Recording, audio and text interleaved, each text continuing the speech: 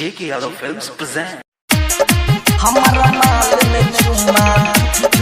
JK Yadav Films. शशि परदेसी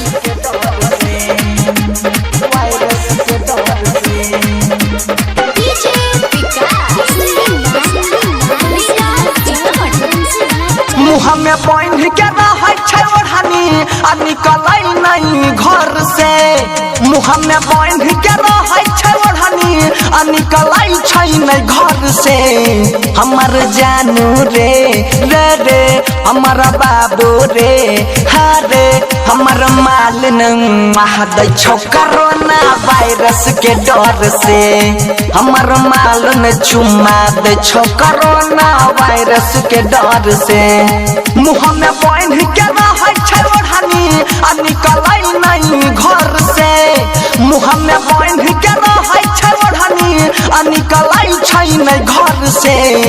हमर जानू रे हाँ हाँ हमर सोना रे हे रे हमर माल दै छौ कोरोना वायरस के डर से।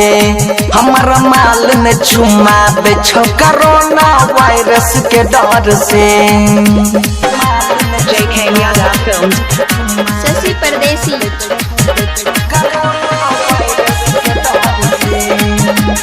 मिक्स बबलू बंसाली डीजे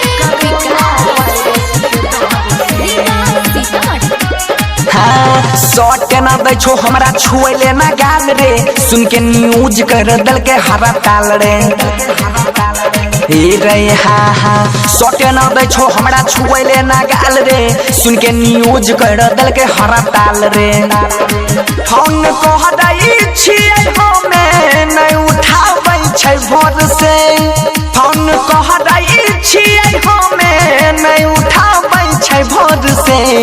हमर जानू रे हमर सोना रे हमर माल दै छौ कोरोना वायरस के डर से। तोर माल न चुम्मा देतौ कोरोना वायरस के डर से।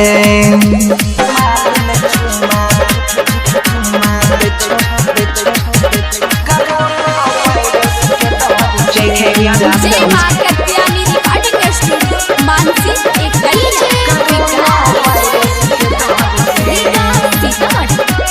हाँ मुहावा में बांध के चलै छै रुमाल रे। चिन्ह में आबै नहीं छै कोन के करमाल रे। हाँ ओढ़नी दुपट्टा कोई बांधे छै रुमाल रे। चिन्ह में आबै नहीं छै कोन के करमाल रे। कहे राइटर सुधीर सोनू बनसी रहे बेजोर से। कहे राइटर सुधीर सोनू बनसी रहे बेजोर से।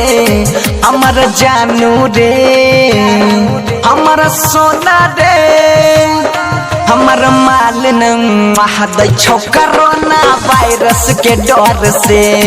केकरो माल देतौ कोरोना वायरस के डर से।